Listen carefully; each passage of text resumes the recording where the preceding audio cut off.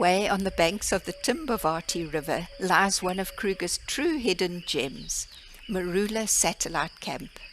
It's small, peaceful, and perfect for those who love camping close to nature. But don't be fooled by its quiet setting. There's always something happening here. In this video, we'll take you through Maroela's charm and atmosphere and share some fascinating encounters around the camp, including a pack of wild dogs that kept reappearing near open gate, hooded vultures waiting patiently for leftovers, and hyenas following the wild dogs. Stick around. You might just see why Maroela is one of Kruger's best kept secrets for those who love the wilder side of camping.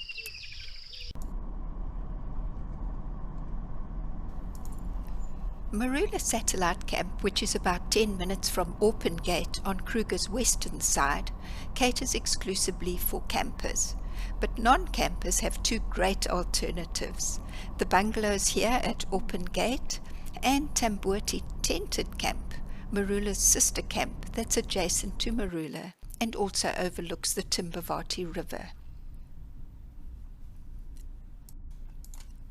Maroela is the Afrikaans name for a tree species that's common in this area, and the camp is known to be very shady with a variety of trees, including maroelas, bush willows, and leadwood, which attract all kinds of birds.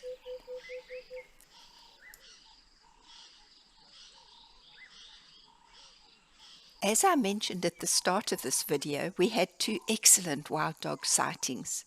Early on our first morning, we came across a pack of about 4 wild dogs at the junction where our road met the H7. They'd clearly had a busy night and looked quite exhausted. Adding to the drama were several hyenas that seemed equally tired, yet determined not to let the dogs out of their sight. Seeing only 4 wild dogs during a sighting might seem small for a pack, but that's actually quite normal. Wild dogs split into smaller groups to hunt or patrol their territory. Sometimes it's just a few adults out searching for food, while the rest stay behind at a den, especially if they're pups. So even though we only saw a few, they were probably part of a much larger pack somewhere nearby. Hyenas often shadow wild dogs, hoping to steal a meal if the dogs make a kill. Interestingly, when wild dogs are in large packs, the situation can flip, and they often chase hyenas away or even kill them if they get too bold. On the opposite side of the road were dozens of impala, zebras, and wildebeest grazing, but they didn't seem perturbed by the presence of the wild dogs, and clearly the dogs had no desire to hunt them.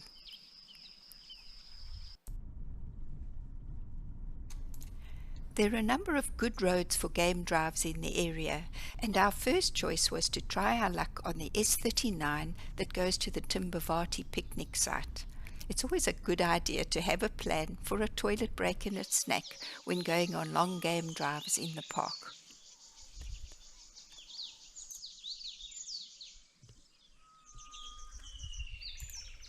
You can never be in a hurry on a game drive because sure enough you'll come across a herd of elephants or some delightful obstruction. These earlies had a number of babies and took their time crossing the road. We were there for a good 10 minutes before being able to pass by, but it was lovely to watch them.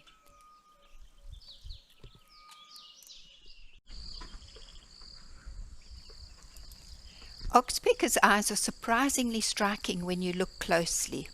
Their eye colors and surrounding skin are actually quite distinctive and can help you tell the two species apart. Those vivid colors aren't just for show. They help the birds recognize one another and may even play a part in attracting a mate.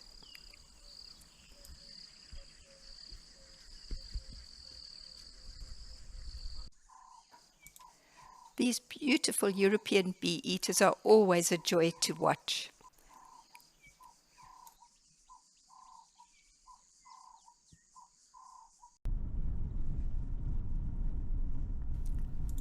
We took the S40 back from Timbavati so that we could check out the Insammani Dam a few kilometers from Satara. There was quite a lot to see with the impalas, the lazy marabou storks, and the Egyptian geese.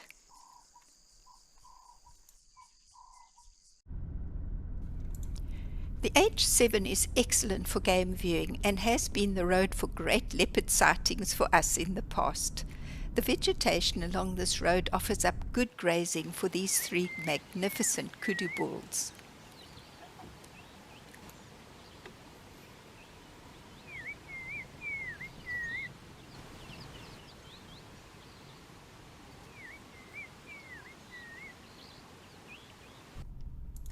We're almost back at Maroela, and this is where the road splits and goes to the Timbavati tented camp.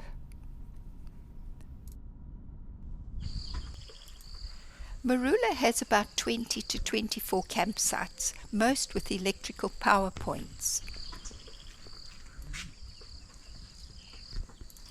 There's a communal kitchen with hot plates, a microwave, washing up facilities, and a communal freezer.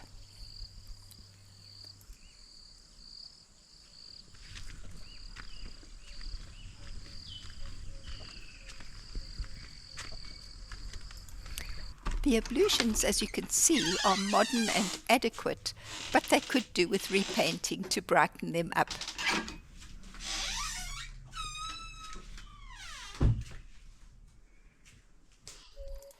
We had a lovely shady site overlooking the river, which unfortunately was dry at the time of our visit.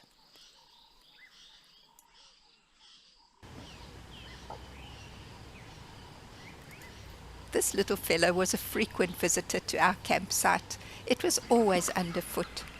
As you can hear, we also had Natal spurfowls around us.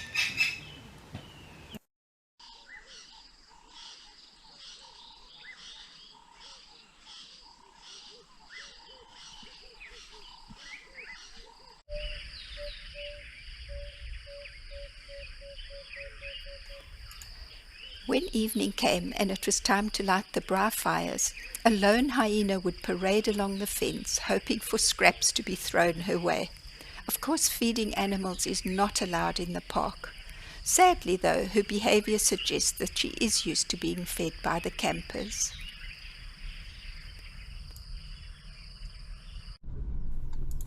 Our next long game drive was along the S36, which gave us a picnic stop at the Insammani picnic site and a visit to the Insammani Dam.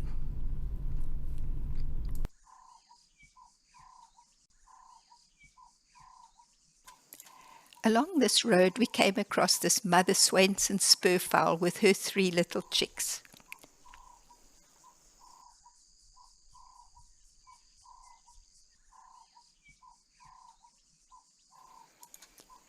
These are always special moments in the park.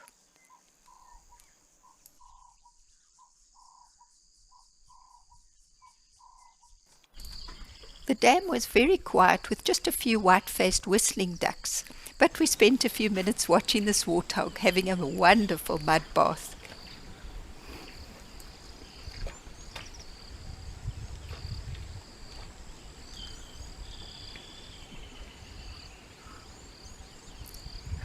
If you're enjoying our content, please like and subscribe. It helps our little channel grow and reach more people who love nature as much as we do. Thank you.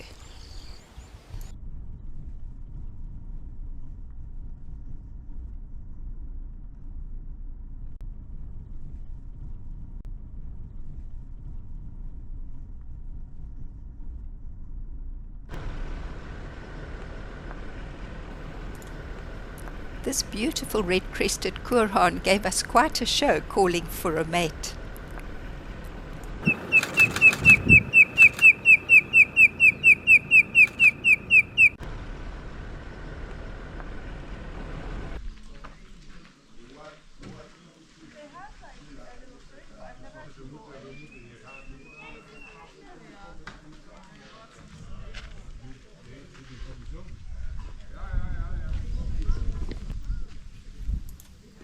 After a brief rest, some well-deserved coffee and snacks, We made our way back to the H7, where we were greeted by our second sighting of the wild dogs.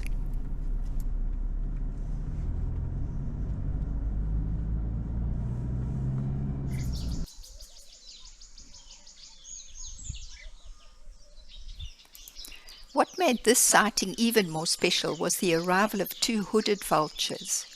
These are the smallest vultures in the park and are critically endangered. Unlike the larger vultures that rely on strength, they use their slender beaks to pick at scraps and leftovers. Did you know that this vulture's face changes color depending on its mood? The more excited it is, the more pink its face gets.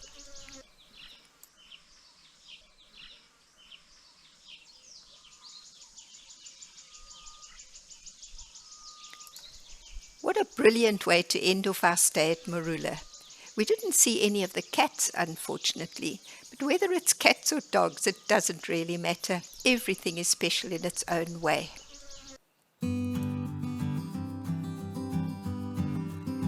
We hope you've enjoyed seeing the sights and sounds around Maroela. Join us next time as we head to the ever-popular Lower Sabi camp. Thanks for watching.